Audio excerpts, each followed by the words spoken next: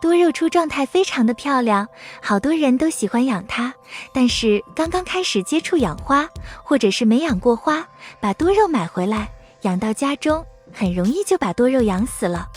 其实多肉就是要有一个从养死到养活的过程，如果您是新手不会养多肉的话，那么花花教您做好3点。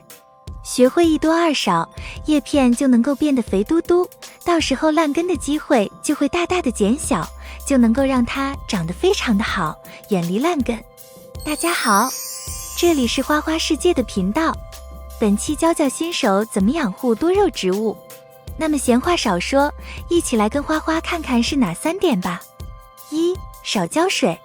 我们都知道，多肉植物叶片非常的厚重，但非常的粗，它里边能够储存很多的水分，它不需要频繁的浇水，本身它没有太粗的根，只有多数的毛细根，所以在家中，如果你是新手，想要养好多肉，保证少浇水就行了。怎么去少浇水呢？我们要根据盆的大小，如果花盆非常大的话，可以2个月不浇水，如果花盆比较小的话，可能10天半个月浇1次水，所以我们不能只靠多少天来判断浇水，可以观察底下的叶片。新手建议底下叶片轻微发软的时候再去给它浇水，这样就能够保证不出问题，让它快速的出状态。如果盆比较小，那么等它盆土彻底干透，再去给它浇水也是可以的。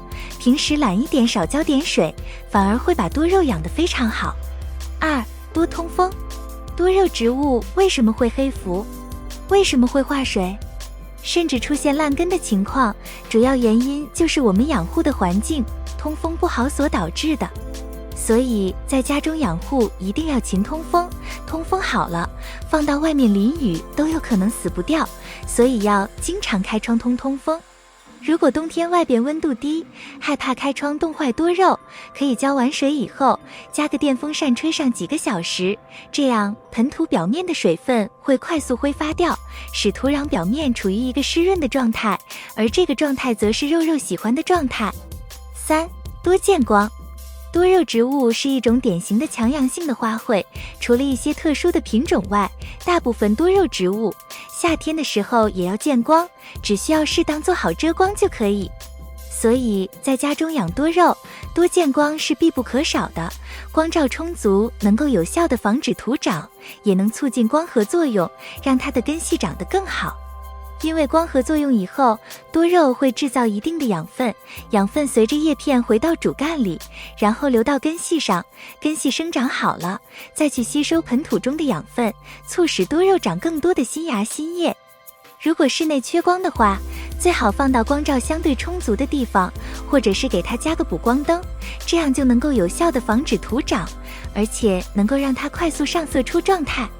养护多肉植物，如果您是新手，这3点必须做好，然后用小一点的盆，土壤多加颗粒，让颗粒占1半以上，然后再按照花花上述说的方法养护，保证不出问题出状态，跟烂根光杆说拜拜。新手肉友们，你在养护过程中遇到过哪些问题？欢迎在评论区留言。本期内容就分享到这里，如果想知道更多养护知识，欢迎来我的社区逛逛。感谢你观看花花的视频，感谢粉丝们一直喜欢陪伴着花花，我们下期见。